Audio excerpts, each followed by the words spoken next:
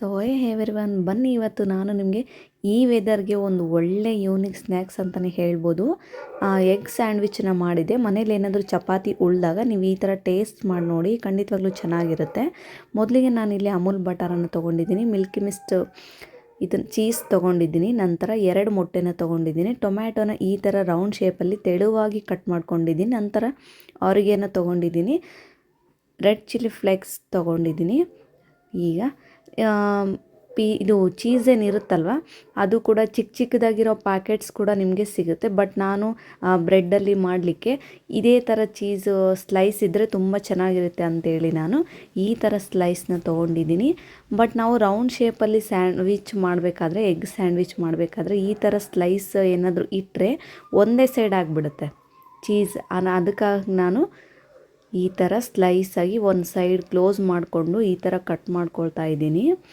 ಮನೇಲಿ ಏನಾದರೂ ನೀವು ಚಪಾತಿ ಮಾಡಿದಾಗ ಏನಾದರೂ ಈವ್ನಿಂಗ್ ಆಗಿ ಉಳಿದ್ರೆ ಈವ್ನಿಂಗ್ ಸ್ನ್ಯಾಕ್ಸ್ಗೆ ಅಂತೇಳಿ ಮಕ್ಕಳಿಗೆ ಈ ಥರ ನೀವು ಮಾಡಿಕೊಡಿ, ನಿಜವಾಗ್ಲೂ ತುಂಬಾ ಚೆನ್ನಾಗಿರುತ್ತೆ. ಹೊರ್ಗಡೆ ಹೋಗಿ ಪಿಜ್ಜಾ ತಿನ್ನೋದಕ್ಕಿಂತಲೂ ಈ ಥರ ಸ್ಯಾಂಡ್ವಿಚನ್ನು ನೀವು ಟ್ರೈ ಮಾಡಿ ನೋಡಿ, ಸೂಪರಾಗಿರುತ್ತೆ.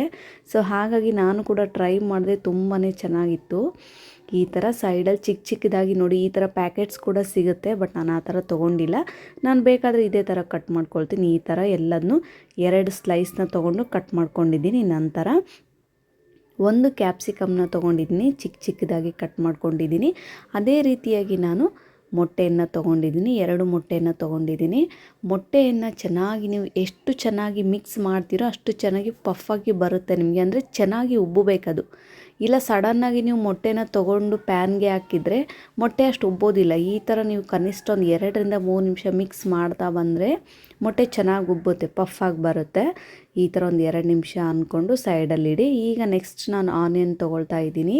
ನಿಮ್ಮ ಹತ್ರ ಆನಿಯನ್ನು ಕ್ಯಾಪ್ಸಿಕಮ್ ಹಾಕಲಿಲ್ಲ ಅಂದರೂ ಪರವಾಗಿಲ್ಲ, ಬಟ್ ಇದು ಡೆಕೋರೇಷನ್ಗೆ ಅಂತೇಳಿ ಇಟ್ಟರೆ ತುಂಬ ಚೆನ್ನಾಗಿರುತ್ತೆ. ಸೊ ಹಾಗಾಗಿ ಈ ಥರ ನಾನು ಕ್ಯಾಪ್ಸಿಕಮ್ ಯಾವ ಥರ ಕಟ್ ಮಾಡ್ಕೊಂಡಿದ್ದೀನೋ ಅದೇ ಥರ ನಾನು ಆನಿಯನ್ ಕೂಡ ಕಟ್ ಮಾಡ್ಕೊಳ್ತಾ ಇದ್ದೀನಿ.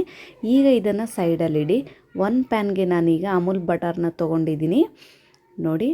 1 ಪೀಸ್ ಪೂರ್ತಿ ಚಿಕ್ಕದ ಪೀಸ್ ಏನು ಬರುತ್ತಲ್ಲ ಆ ಪೀಸ್ ಪೂರ್ತಿ ತೊಗೊಂಡಿದ್ದೀನಿ. ಬಟರನ್ನು ತೊಗೊಂಡು ಚೆನ್ನಾಗಿ ಎಲ್ಲ ಸ್ಕ್ರಬ್ ಮಾಡ್ತಾ ಬನ್ನಿ, ಇಲ್ಲಾಂದರೆ ಆ ಮೊಟ್ಟೆ ಏನಾದರೂ ಹಾಕಿದಾಗ ತಳ ಹತ್ತಿಬಿಡುತ್ತೆ. ಸೊ ಬಟರ್ ಎಲ್ಲ ಕಡೆನೂ ಸ್ಪ್ರೆಡ್ ಮಾಡಬೇಕು ಕ್ಲೀನಾಗಿ.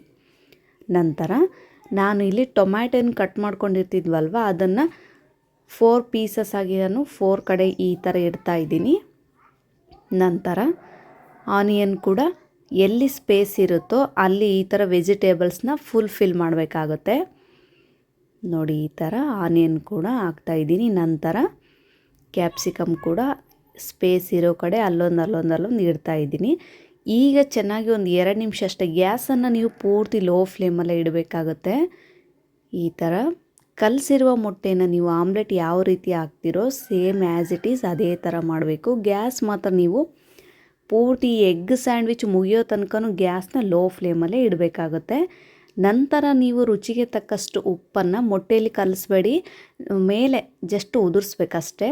ನಂತರ ಸುತ್ತಲೂ ಸ್ವಲ್ಪ ಆಯಿಲನ್ನು ಸ್ಪ್ರೆಡ್ ಮಾಡ್ತಾ ಇದ್ದೀನಿ ನೋಡಿ. ಈ ಥರ ಪಫಾಗಿ ಬರುತ್ತೆ. ನೀವೆಷ್ಟು ಚೆನ್ನಾಗಿ ಮಿಕ್ಸ್ ಮಾಡ್ತಿರೋ ನೋಡಿ, ಸೆಂಟ್ರ್ ಯಾವ ಸೈಡ್ ಪಫಾಗಿ ಬಂದಿದೆ ಈ ಥರ ಚೆನ್ನಾಗಿ ಉಬ್ಬುತ್ತೆ ನಿಮಗೆ ನೋಡಿ. ಈ ಥರ ಆಯಿತು. ನೆಕ್ಸ್ಟ್ ನಾನಿಲ್ಲಿ ರೆಡಿ ಮಾಡಿ ಇಟ್ಕೊಂಡಿರುವಂಥ ಚಪಾತಿಯನ್ನು ಹಾಕ್ಕೊಳ್ತಾ ಇದ್ದೀನಿ.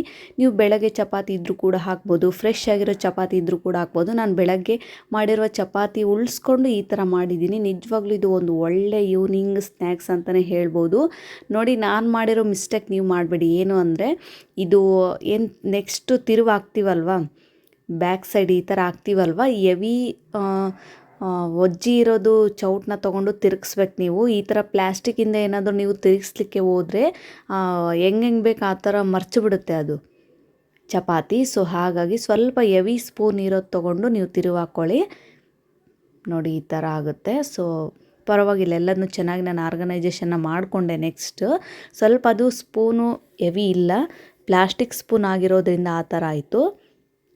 ಸೊ ನೆಕ್ಸ್ಟ್ ಗ್ಯಾಸನ್ನು ಲೋ ಫ್ಲೇಮಲ್ಲೇ ಇಟ್ಕೊಳ್ಳಿ. ನಂತರ ಕಟ್ ಮಾಡಿ ಇಟ್ಕೊಂಡಿರುವಂಥ ಚೀಸನ್ನು ನಾನು ಹಾಕ್ತಾಯಿದ್ದೀನಿ. ನೋಡಿ ಸ್ಲೈಸ್ ಏನಾದರೂ ಚೀಸ್ ತೊಗೊಂಡಿದ್ರೆ ಒಂದೇ ಕಡೆ ಇರ್ತಿತ್ತು, ಸೊ ಹಾಗಾಗಿ ನಾನು ಚಿಕ್ಕ ಚಿಕ್ಕದಾಗಿ ಪುಟಾಣಿ ಥರ ಕಟ್ ಮಾಡ್ಕೊಂಡು ಹಾಕ್ಕೊಳ್ತಾ ಇದ್ದೀನಿ. ನಂತರ ನಾನು ಈರುಳ್ಳಿ ಕ್ಯಾಪ್ಸಿಕಮ್ನ ಆರ್ಗನೈಜೇಷನ್ ಮಾಡ್ಕೊಳ್ಬೇಕು. ಈ ಥರ ನಿಮಗೆ ಎಲ್ಲಿ ಸ್ಪೇಸ್ ಇರುತ್ತೋ ಅಲ್ಲಿ ಇಷ್ಟ ಬಂದ ಕಡೆ ಹಾಕ್ಕೊಳ್ಬೇಕಾಗುತ್ತೆ. ನಂತರ ನಾನಿಲ್ಲಿ ಯಾವುದೇ ರೀತಿ ಪಿಜ್ಜಾದ್ದು ಸಾಸ್ ಬರುತ್ತಲ್ಲ ಆ ಥರ ಯಾವುದೇ ರೀತಿ ಹಾಕಿಲ್ಲ. ಜಸ್ಟ್ ಟೊಮ್ಯಾಟೊ ಕೆಚಪ್ಪನ್ನು ಹಾಕ್ಕೊಳ್ತಾ ಇದ್ದೀನಿ ಅಷ್ಟೇ. ಟೊಮ್ಯಾಟೊ ಕೆಚಪ್ ಒಂದು ಒಳ್ಳೆ ಟೇಸ್ಟ್ ಕೊಡುತ್ತೆ ನಿಮಗೆ ಇದು. ನೆಕ್ಸ್ಟ್ ನಾನು ಆರಿಗ್ಯಾನೋ ಹಾಕ್ಕೊಳ್ತಾ ಇದ್ದೀನಿ. ನೋಡ್ತಿರ್ಬೋದು ಆರಿಗ್ಯಾನೋ ಇದು ಒಂದು ಒಳ್ಳೆ ಪಿಜ್ಜಾ ಟೇಸ್ಟ್ ಅಂತಲೇ ಹೇಳ್ಬೋದು. ನಂತರ ರೆಡ್ ಚಿಲ್ಲಿ ಫ್ಲೇಕ್ಸ್ ಕೂಡ ಹಾಕ್ಕೊಳ್ಳಿ. ನಂತರ ಮೇಲೆ ನೀವು ರುಚಿಗೆ ತಕ್ಕಷ್ಟು ಉಪ್ಪು ಕೂಡ ಚೆನ್ನಾಗಿ ಸ್ವಲ್ಪ ಉದುರಿಸ್ಕೊಳ್ಬೇಕಷ್ಟೇ, ಯಾಕೆಂದರೆ ಸಪ್ಪೆ ಸಪ್ಪೆ ಅನಿಸ್ಬಾರ್ದು. ಚಪಾತಿಗೆ ನಾನು ಉಪ್ಪನ್ನು ಹಾಕಿ ಮಾಡಿರೋದ್ರಿಂದ ಸ್ವಲ್ಪ ಉಪ್ಪನ್ನು ಹಾಕ್ಕೊಂಡಿದ್ದೀನಿ. ನೋಡಿ ತುಂಬ ಯಮ್ಮಿಯಾಗಿ ಟೇಸ್ಟಿಯಾಗಿ ಸ್ಪೈಸಿಯಾಗಿ ನಿಮಗೆ ಎಗ್ ಸ್ಯಾಂಡ್ವಿಚ್ ಕೂಡ ರೆಡಿಯಾಗುತ್ತೆ. ಹೊರಗಡೆ ಹೋಗಿ ತಿನ್ನೋದಕ್ಕಿಂತ ನೀವು ಈ ಥರ ಮನೇಲೇ ಮಾಡ್ಕೊಂಡು ತಿಂದರೆ ನಿಜವಾಗ್ಲೂ ತುಂಬಾ ಚೆನ್ನಾಗಿರುತ್ತೆ. ಇದು ಒಂದು ಒಳ್ಳೆ ಈವ್ನಿಂಗ್ ಸ್ನ್ಯಾಕ್ಸ್ ಅಂತಲೇ ಹೇಳ್ಬೋದು ಟೀ ಜೊತೆ. ನೀವು ಕೂಡ ಒಂದು ಸಲ ಟ್ರೈ ಮಾಡಿ ನೋಡಿ ಹೇಗಿತ್ತು ಅಂತ ನನಗೆ ಕಾಮೆಂಟ್ ಮೂಲಕ ತಿಳಿಸಿ.